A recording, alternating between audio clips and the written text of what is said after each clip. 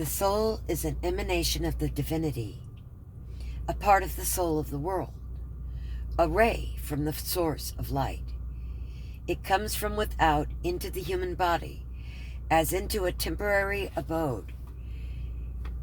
It goes out of it anew. It wanders in ethereal regions. It returns to visit. It passes into other habitations, for the soul is immortal. An 1843 entry reads, "Life itself is an interim and a transition. This, O Endur, is my 1 in 20,000th form, and I already feel old life sprouting underneath in the 20,001st, and I know well that he builds no new world but by tearing down the old for materials." An earlier entry reveals that a clear distinction existed in Emerson's mind between the supposed rebirth of the external personality and the return of the eternal self or soul.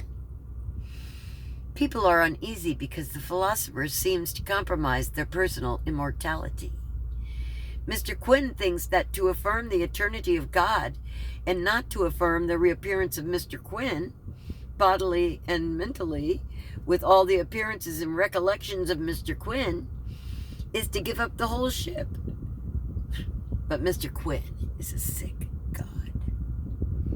Space cannot be spared, to quote from Emerson's letter, but 2 sentences from one of them are difficult to omit. Writing to Margaret Fuller after a visit to New York, the sage of Concord exclaimed, "What a bay! What a river! What climate! What men! Me, my cabin fits better, yet likely vary from a certain poorness of spirit. But in my next transmigration, I think I should choose New York." We now turn to his essays, concluding with extracts from Immortality.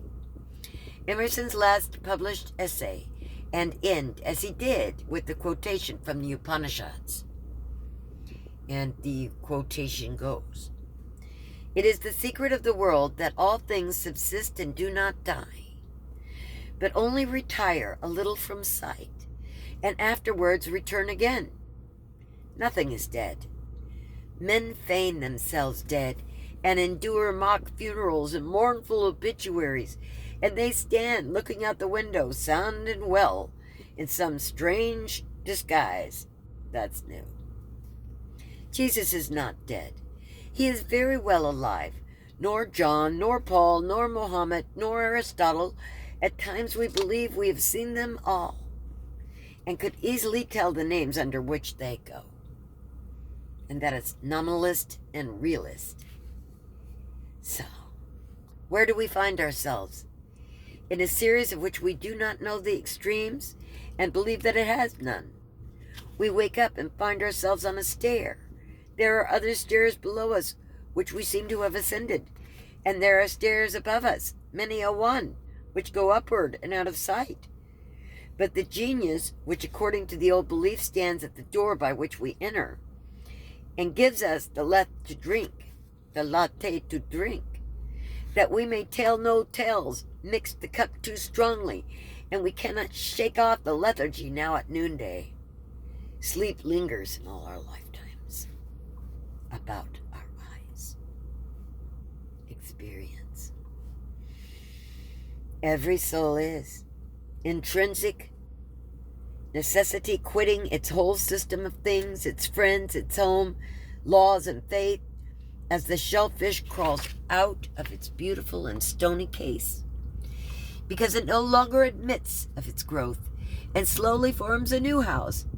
We cannot part with our friends. We cannot let our angels go. We do not see that they only go out, that archangels may come in. We are idolaters of the old. We do not believe in the riches of the soul, in its proper eternity and omnipresence. We linger in the ruins of the old tent where we once had bread and shelter and organs, nor believe that the spirit can feed, cover, and nerve us again. But we sit and weep in vain. The voice of the Almighty saith, "Up and onward, evermore." Compensation. Emerson originated the expression, "do your thing." That's why he's my hero. Man is the noble endogenous plant which grows like the palm, my namesake, by the way, like the palm from within outward.